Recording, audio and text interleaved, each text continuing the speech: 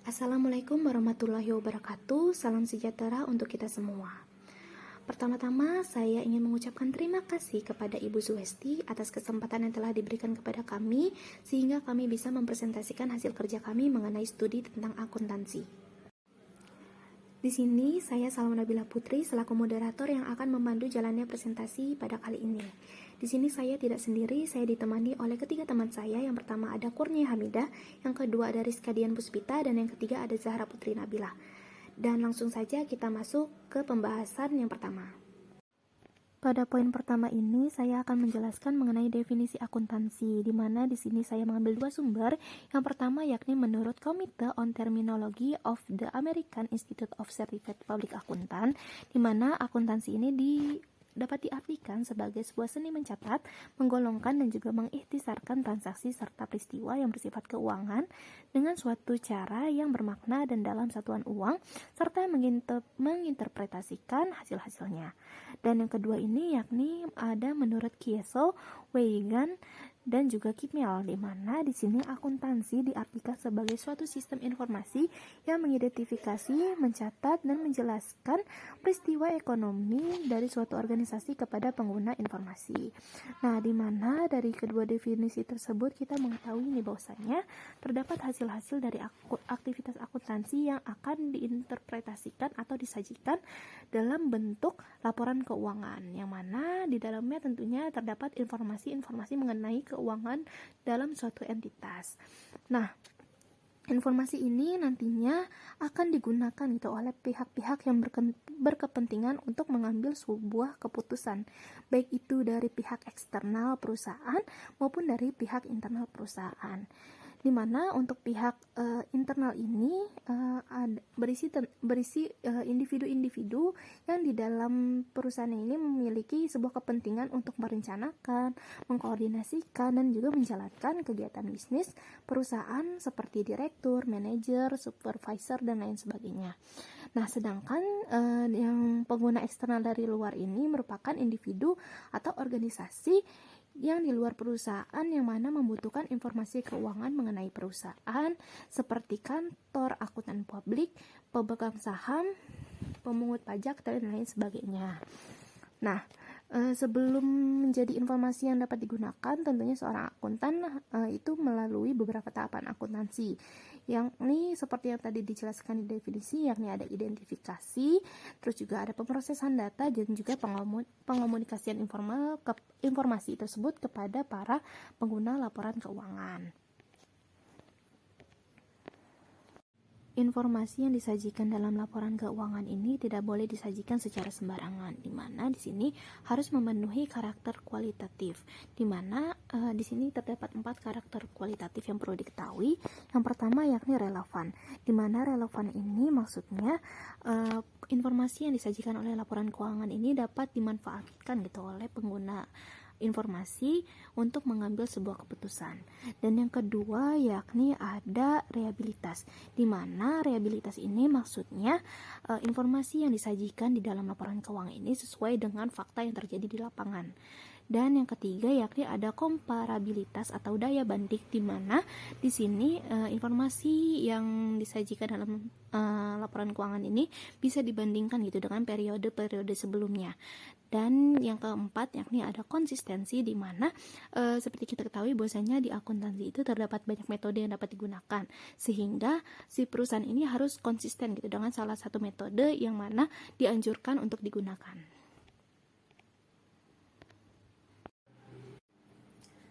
Selanjutnya mengenai siklus akuntansi. Modal dasar dalam menyusun laporan keuangan suatu entitas adalah memahami siklus akuntansi. Pemahaman dan kemampuan mengaplikasikan siklus akuntansi sangat berperan dalam menghasilkan laporan keuangan yang akurat bagi manajer dan para pengambil keputusan terkait dengan keuangan. Siklus akuntansi dapat kita artikan sebagai proses berulang untuk melakukan identifikasi, analisis, dan merekam setiap kegiatan akuntansi dalam sebuah perusahaan. Siklus ini biasanya terjadi dalam kurun waktu 1 tahun. Nah, dalam kurun waktu tersebut, semua prinsip, kaidah, metode, hingga teknik-teknik dalam akuntansi digunakan untuk mencatat segala kegiatan akuntansi perusahaan. Biasanya siklus ini dimulai dengan pembukaan buku di awal tahun dan berakhir dengan jurnal penutup. Keberadaan siklus tersebut dapat membantu pemilik usaha dalam mengkaji situasi keuangan perusahaan. Selanjutnya tahapan dalam siklus akuntansi. Yang pertama ada identifikasi transaksi.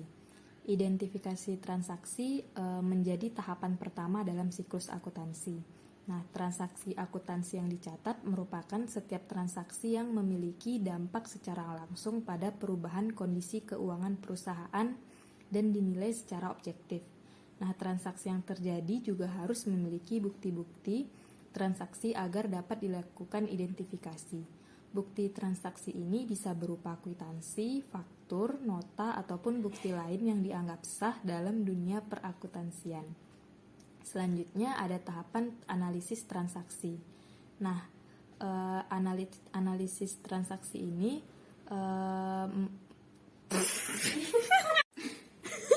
selanjutnya tahapan dalam siklus akuntansi. Yang pertama ada identifikasi transaksi. Untuk identifikasi transaksi menjadi tahapan pertama dalam siklus akuntansi. Transaksi akuntansi yang dicatat merupakan setiap transaksi yang memiliki dampak secara langsung pada perubahan kondisi keuangan perusahaan dan dinilai secara objektif.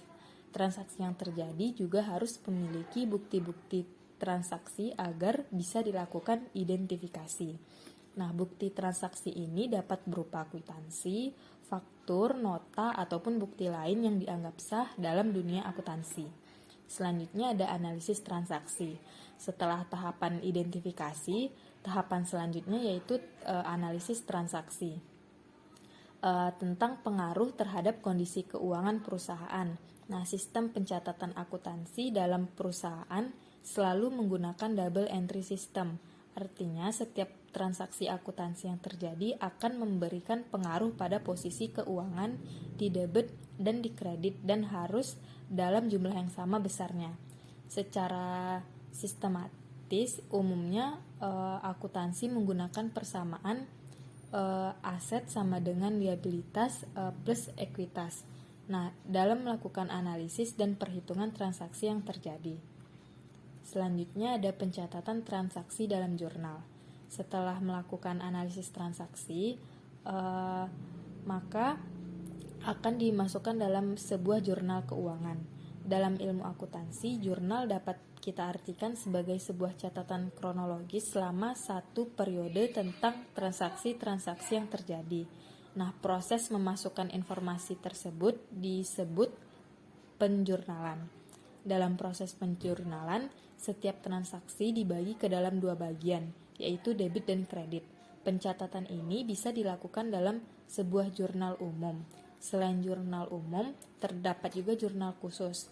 Nah, pencatatan harus dilakukan dengan berurutan dan teliti tanpa ada transaksi yang terlewatkan, sehingga di akhir akan didapatkan jumlah debit dan kredit yang sama besarnya. Selanjutnya ada posting ke buku besar. Setelah dicatat ke dalam sebuah jurnal, maka siklus yang selanjutnya itu dapat memindahkan semua transaksi ke dalam buku besar. Secara umum, buku besar dapat kita artikan sebagai kumpulan rekening pembukuan yang berisikan informasi mengenai aktiva tertentu yang dicatat dalam satu periode. Nah, dalam perusahaan dipastikan memiliki berbagai daftar rekening buku besar. Masing-masing rekening yang ada dalam buku besar tersebut diberi nomor-nomor kode tertentu. Tujuannya untuk memudahkan ketika proses identifikasi dalam jurnal tersebut. Selain itu, akuntan juga akan lebih mudah dalam melakukan pengecekan ulang atau melihat referensi terkait dengan transaksi yang terjadi atau yang sudah tercatat dalam buku besar. Nah, selain buku besar, terdapat juga buku besar pembantu atau buku tambahan. Nah, itu merupakan sekelompok rekening yang khusus mencatat perincian piutang usaha dan utang usaha untuk memberikan informasi yang lebih detail. Tahapan selanjutnya yaitu menyusun neraca saldo. Nah, neraca saldo berisikan daftar saldo dari masing-masing rekening pada buku besar pada periode tertentu. Dalam menuliskan neraca saldo, saldo yang terdapat dalam buku besar disatukan dan harus dalam kondisi yang sama jumlahnya. Selanjutnya ada jurnal penyesuaian. Nah, bila dalam suatu kondisi ternyata terdapat transaksi yang belum tercatat atau ditemukan kesalahan dalam neraca saldo, maka akuntan wajib melakukan pencatatan dalam jurnal penyesuaian. Nah, penyusunan jurnal penyesuaian ini bersifat periodik dan prosesnya juga sama dengan penjurnalan pada umumnya. Setelah dicatat dalam jurnal penyesuaian, maka hasil laporan keuangannya akan menjadi aktual. Tahapan selanjutnya yaitu penyusunan neraca saldo setelah penyesuaian. Nah, neraca saldo penyesuaian dibuat dengan berdasarkan pada buku neraca saldo yang sudah dibuat sebelumnya dengan memperhatikan jurnal penyesuaian. Saldo-saldo tersebut terbagi ke dalam kelompok aktiva dan pasiva sesuai dengan statusnya. Kemudian disusun hingga jumlah saldo keduanya sama besar. Selanjutnya ada laporan keuangan. Nah, laporan keuangan dibuat setelah jumlah saldo aktiva dan pasiva dalam neraca saldo penyesuaian berjumlah sama. Laporan keuangan yang disusun meliputi laporan laba rugi, laporan perubahan modal, laporan neraca saldo, dan laporan arus kas. Selanjutnya yaitu menyusun jurnal penutup. Nah, jurnal penutup ini biasanya disusun pada akhir periode akuntansi dengan cara menutup rekening nominal atau rekening laba rugi. Nah, untuk menutup kedua rekening tersebut, caranya yaitu dengan membuat nihil atau nol nilai rekening tersebut. Nah, tujuan dilakukan penutupan rekening ini adalah untuk melihat aliran pada sumber selama periode akuntansi tersebut berjalan. Setelah rekening tersebut ditutup, jurnal penutup ini bisa digunakan untuk mengukur setiap kegiatan yang telah dilaksanakan selama periode tersebut. Nah, untuk periode selanjutnya, jurnal penutup bisa membantu untuk memulai kembali dalam siklus akuntansi selanjutnya. Dan yang terakhir itu ada menyusun neraca saldo setelah penutupan. Nah, neraca saldo setelah penutupan ini merupakan tahap yang berisikan saldo rekening permanen dari rekening buku besar setelah jurnal penutup. Nah, tujuannya yaitu untuk mendapatkan hasil yang meyakinkan tentang keseimbangan saldo. Nah, sekian yang dapat saya sampaikan. Terima kasih. Dalam mempelajari ilmu akuntansi, kita harus mempelajari logika dasar dalam akuntansi terlebih dahulu. Logika dasar dalam akuntansi ini biasa kita kenal dengan istilah persamaan dasar akuntansi. Untuk memahami akuntansi menjadi lebih mudah, mari kita berkenalan terlebih dahulu dengan hukum dana. Hukum dana ini menyatakan kalau penggunaan dana itu harus selalu sama dengan pemerolehan dana. Untuk memudahkan dalam ilustrasi, kita bisa menemukan hukum dana ini gambarannya dalam kehidupan sehari-hari kita. Misalnya, sebagai seorang karyawan, saya bekerja di PT X. Saya menerima gaji atau pemerolehan dana saya adalah sebesar 5 juta rupiah.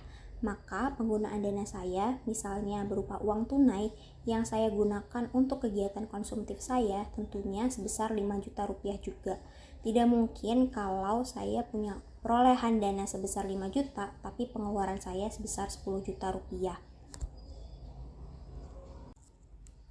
Akuntansi itu mendasarkan diri pada hukum dana yang dituangkan dalam persamaan aljabar. Jadi, sisi di sebelah kiri tanda sama dengan, jumlahnya itu harus selalu sama dengan sisi yang terletak di sebelah kanan tanda sama dengan.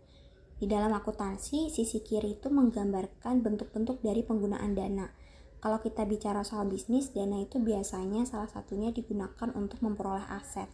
Aset ini merupakan jenis penggunaan dana berbentuk sumber daya.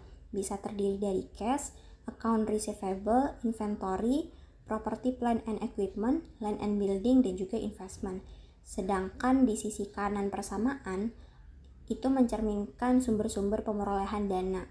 Umumnya sebuah bisnis itu dananya terdiri dari liabilitas, kalau dana tersebut didapat dari pihak lain, misalnya pinjaman dari pihak bank, dan juga ada accounts payable.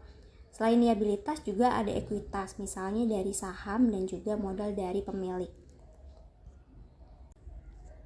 Persamaan dasar akuntansi ini adalah bentuk sederhana yang biasa kita lihat dan masih bisa kita kembangkan lagi lebih lanjut. Selain untuk aset, dana yang dimiliki oleh sebuah bisnis itu juga bisa digunakan untuk membayar pengembalian kepada pemilik atau dividen, dan juga bisa digunakan untuk membayar beban-beban dalam rangka menghasilkan pendapatan. Selain itu, ketika bisnis telah berjalan, perolehan dana juga bisa didapat dari revenue atau penghasilan mereka. Hukum pendanaan ini juga membantu kita untuk memahami istilah saldo normal dari persamaan dasar akuntansi. Penggunaan dana yang terletak di sisi kiri merupakan debit dan perolehan dana yang terletak di sisi kanan itu adalah kredit. Dan ingat, persamaan dasar akuntansi itu seperti aljabar, maka harus selalu balance antara debit dan kreditnya atau sisi kiri dan juga sisi kanannya. Komponen yang merupakan penggunaan dana yakni dividen, expense, dan juga aset memiliki saldo normal di debit, yakni akan bertambah di debit dan berkurang di kredit. Sedangkan liabilities, equity, dan juga revenue memiliki saldo normal di kredit, sehingga akan bertambah di kredit dan berkurang di debit. Untuk memudahkan dalam mengingatnya, kita bisa menyingkatnya dengan istilah dealer, dividen, expense, aset, liabilities, equity, dan revenue. Penerapan hukum dana menuntut untuk selalu terjaganya keseimbangan antara penggunaan dana dan pemerolehan dana. Konsekuensi dalam persamaan akuntansi yang mengacu pada hukum dana ini harus menjaga keseimbangan di kedua sisinya. Jika tidak seimbang, maka berarti telah terjadi kesalahan atau kurang lengkap dalam proses pencatatannya. Maka ketika terdapat sebuah transaksi yang mengakibatkan aset sisi penggunaan dana bertambah, maka seharusnya elemen pada sisi pemerolehan dana juga bertambah.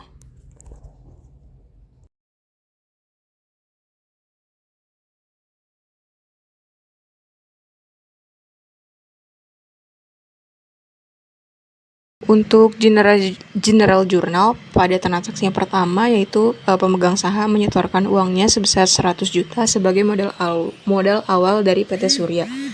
Dengan jurnal pada tanggal 1 yaitu cash sebesar 100 juta di debit dan share capital ordinary sebesar 100 juta di kredit. Lalu transaksi yang kedua yaitu pada tanggal 2 membayar sewa gedung sebesar 50 juta untuk 2 bulan secara tunai. Untuk jurnalnya sendiri yaitu prepaid expense sebesar 50 juta dan cash di kredit sebesar 50 juta. Untuk transaksi yang ketiga pada tanggal 5 Januari, PT Surya mendapatkan pinjaman dari bank sebesar 200 juta. Untuk jurnalnya yaitu cash di debit sebesar 200 juta dan loan from bank sebesar 200 juta. Untuk transaksi yang keempat yaitu pada tanggal 10 Januari 2021 ada membeli peralatan secara tunai sebesar 50 juta. Untuk jurnalnya sendiri yaitu equipment sebesar 50 juta di debit dan cash sebesar 50 juta di kredit. Untuk transaksi yang kelima di supply sebesar 40 juta di debit dan account payable sebesar 40 juta di kredit. Untuk transaksi membeli perlengkapan secara kredit. Nah, untuk jurnal selanjutnya yaitu pada tanggal 20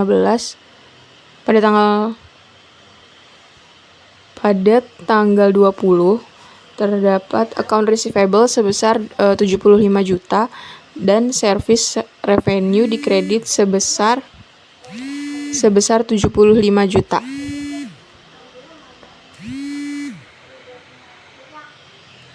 Selanjutnya yaitu pada tanggal 25 Januari membayar utility expense sebesar 10 juta, yaitu jurnalnya utility expense di debit dan sebesar 10 juta dan cash sebesar 10 juta di kredit.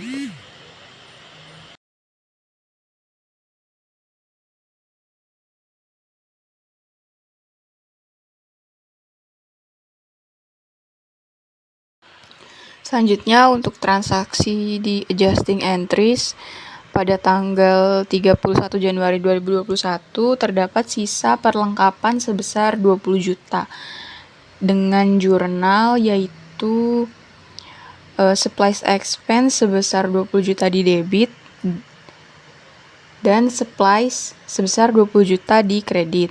Untuk adjusting entries yang kedua yaitu untuk peralatan yang disusutkan dengan masa manfaat itu 5 tahun dengan sisa manfaat 3 tahun dan nilai residu sebesar 5 juta. Untuk perhitungannya itu sendiri, di depreciation expense sebesar 750.000 di debit dan accumulated depreciation equipment sebesar 750 di kredit. Itu berasal dari 50 juta dikurangi 5 juta dibagi 1/60 bulan. Lalu transaksi yang ketiga itu rent expense sebesar 25 juta di kredit, di debit, dan prepaid expense sebesar 25 juta di kredit. 25 juta itu berasal dari 50 juta dibagi 2 bulan.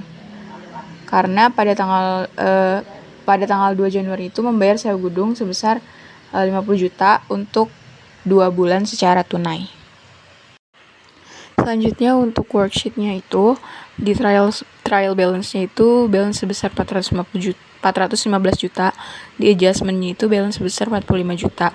Untuk adjusted trial balance itu balance sebesar 415 juta dan untuk income statement-nya total balance-nya itu sebesar 75 juta dan untuk statement of financial position balance di 359.250.000 dan perusahaan PT Surya mengalami keuntungan atau net profit sebesar 19.250.000.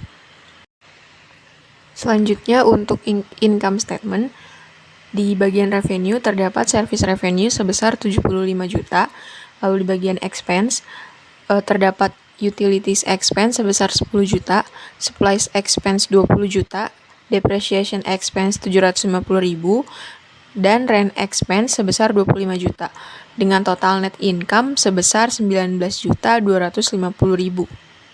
Selanjutnya untuk return earning per 31 Januari yaitu sejumlah 19.250.000. Selanjutnya untuk statement of financial position di kolom aset untuk jumlah current asset dan juga fixed asset itu sejumlah 359.250.000 dan untuk jumlah liabilitas dan juga equity liabilitas sebesar 240 juta ditotal dengan equity sebesar 119.250.000 sehingga menghasilkan total liabilitas itu sebesar 359.250.000.